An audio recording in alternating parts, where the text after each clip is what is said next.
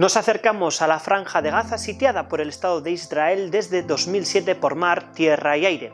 Aunque Naciones Unidas haya declarado el territorio inhabitable para el 2020, las mujeres continúan liderando la lucha contra la ocupación, reivindicando el derecho al retorno y mostrando al mundo la realidad del régimen israelí. En las imágenes, una de las manifestaciones en la Franja de Gaza con motivo de las marchas del retorno. Kaixo y bienvenidas a un nuevo Política al Día, un programa en el que trataremos de acercaros la historia del movimiento de mujeres palestinas, una parte de la sociedad palestina que ha sido doblemente invisibilizada. Una perspectiva histórica y sociopolítica de un movimiento que ha sido estudiado por Mar Gijón Mendigutía en el libro Historia del movimiento de mujeres en Palestina de la editorial Chalaparta y coordinado por la Asociación Palestina Biladi. En este programa trataremos de acercaros cómo nació el movimiento, sus particularidades, los actos individuales y colectivos que lo constituyeron y cómo, a pesar de las adversidades, evolucionó influenciado por los distintos hechos que han ocurrido en Palestina. Y para ello, Mar Gijón divide el libro en 3 capítulos o etapas. El primer periodo abarca de 1880 a 1948, uno de los periodos más desconocidos. Las mujeres palestinas llevaban desde principios del siglo XX luchando codo con codo junto al resto de su pueblo contra la colonización, primero británica y más tarde sionista, en un marco anticolonialista y nacionalista. En esta primera etapa, las mujeres, tanto urbanas como campesinas, realizaron acciones importantes como manifestaciones, huelgas, sabotajes, recaudación de dinero para los combatientes, envíos de numerosas cartas de protesta a gobiernos extranjeros, contrabando de armas, portando mensajes, cuidando de los heridos e incluso luchando en el frente. Aunque en su militancia prevalecía un trabajo más social y caritativo, en 1921 crean en Jerusalén la Unión de Mujeres Palestinas, la primera organización política de mujeres. Asimismo, en 1929, el denominado levantamiento de Al-Burak por el control del Muro de las Lamentaciones provoca un cambio en la vida de las mujeres palestinas y organizan el primer Congreso de Mujeres Árabes, constituyendo oficialmente el movimiento. Más adelante, tras 1948 y a pesar de que su país fuera devastado en su gran mayoría durante la Nakba o el desastre para el pueblo palestino, volvieron a reestructurarse allá donde estuvieron, tanto en Cisjordania, Gaza y Jerusalén Este, en la diáspora, como en el territorio palestino en el que se crearía el Estado de Israel. Esta etapa es la del resurgimiento y auge del movimiento de mujeres, que comprende de 1950 a 1989. En esta etapa, en la que la población refugiada tuvo un papel clave en el restablecimiento identitario, las mujeres desarrollaron una labor fundamental en la cohesión identitaria, como guardianas de la memoria y la lucha política. Tras la Nakba o Guerra de los 6 días, las mujeres palestinas también comenzaron a participar en acciones militares, portando armas y explosivos o colocando bombas, coreando eslóganes como "Todas somos fedayines" o combatientes. Muchas de ellas fueron detenidas o asesinadas por el ejército israelí. Además, entre 1970 y 1980 se crearon diferentes grupos de izquierdas nacionalistas en toda Palestina, transitando de las organizaciones de base a los comités de mujeres. Las mujeres crearon guarderías, hospitales y otras infraestructuras para que ellas pudieran participar más activamente en la militancia sociopolítica.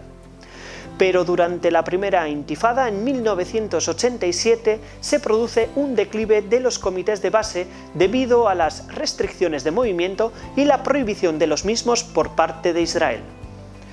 Y así llegamos a la etapa final, que comprende desde 1990 a 2014, periodo en el que se da una transformación del movimiento de mujeres desde los acuerdos de Oslo que dividieron el movimiento y provocaron una clara tendencia a la ONGización de las organizaciones de mujeres.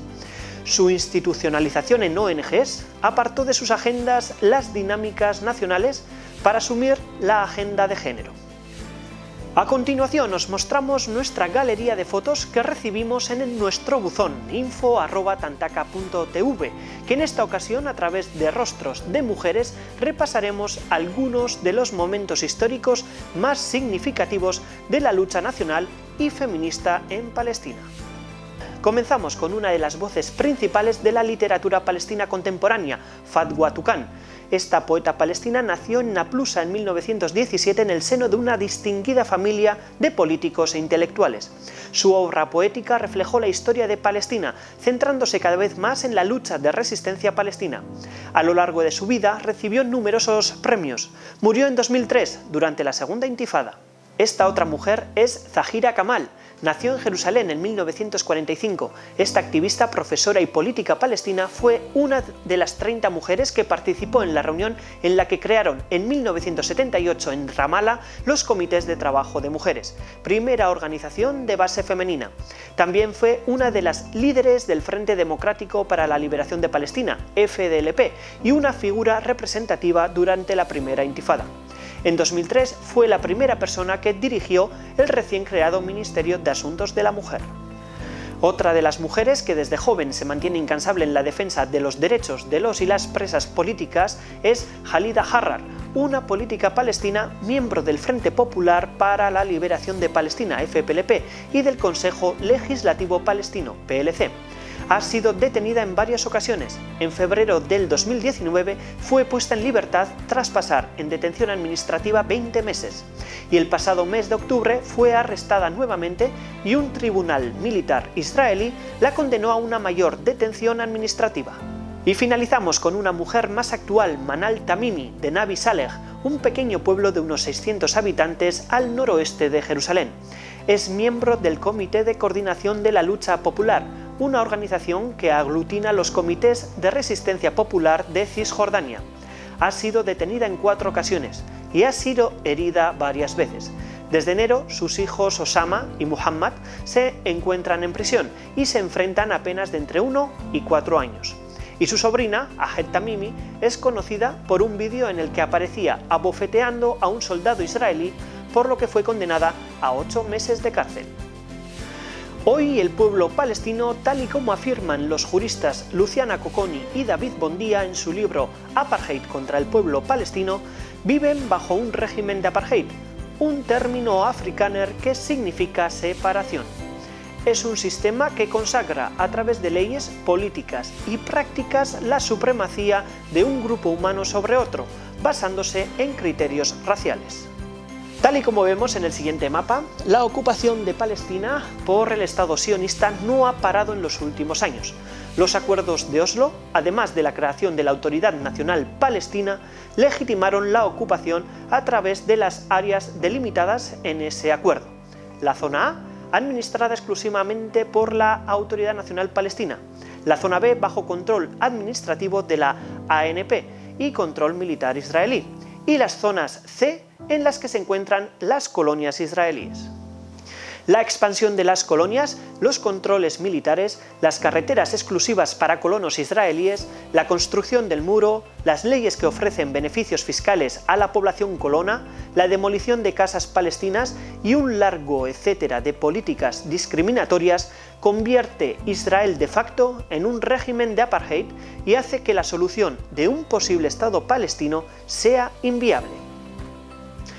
Frente a esta situación, Israel, con la complicidad de la comunidad internacional, pretende normalizar la ocupación a través de estrategias de lavado de cara como el pinkwashing o purple washing, así como a través de iconos de la cultura israelí como la cantante Noah o el deporte con el Maccabi de Tel Aviv. Pero la ocupación de Palestina no es normal, es ilegal, y por eso los proyectos o iniciativas normalizadoras no tendrán cabida hasta que éste cumpla con el derecho internacional. Hace 2 años, por ejemplo, se hizo viral un vídeo compartido a través de las redes sociales y por WhatsApp. Una multitud de mujeres israelíes y palestinas vestidas de blanco, marchando juntas por la paz por el desierto que rodea el Mar Muerto. El vídeo estaba estéticamente muy bien logrado, pero diferentes colectivos de mujeres mostraron su más absoluto rechazo a esta iniciativa. Porque en un contexto como el de Palestina, lo que obviamente se necesita no es paz, sino justicia. Por ello, en 2005, un centenar de organizaciones palestinas hicieron un llamado internacional y lanzaron la campaña de boicot, desinversiones y sanciones al Estado de Israel. Esta campaña, inspirada en el boicot realizado a la Sudáfrica del apartheid, tiene 3 objetivos: el fin de la ocupación de Palestina, el derecho al retorno de la población refugiada y el tercero, la igualdad de derechos para los palestinos que viven dentro de Israel. Las mujeres palestinas y sus organizaciones participan activamente en esta campaña, que ya durante la primera intifada tuvo sus primeras expresiones cuando las mujeres impulsaron un boicot a los productos israelíes. En definitiva, el papel de las mujeres palestinas y su tejido asociativo ha sido fundamental desde finales del siglo XIX hasta la actualidad, en la lucha anticolonialista contra el imperio inglés y el sionismo nacionalista y en defensa de sus derechos. Y el libro de Mar Gijón Mendigutía deja al descubierto que las palestinas y el resto de mujeres del mundo comparten problemas, soluciones y, sobre todo, anhelos y luchas. Y ahora sí, finalizamos el programa de hoy con un poema de Fatwa Tuqan, que dice así: me basta con morir en ella, con enterrarme en ella, bajo su tierra fértil disolverme, terminar y brotar hecha hierba de su suelo, hecha flor, con la que juegue la mano de algún niño crecido en mi país. Me basta conseguir en el regazo de mi tierra, polvo, azahar, hierba. Por fin, Fatwa descansa en su tierra, Palestina. Como decía en su más hermoso y esperanzado poema, me basta conseguir en su regazo. Eskerrik asko y hasta la próxima.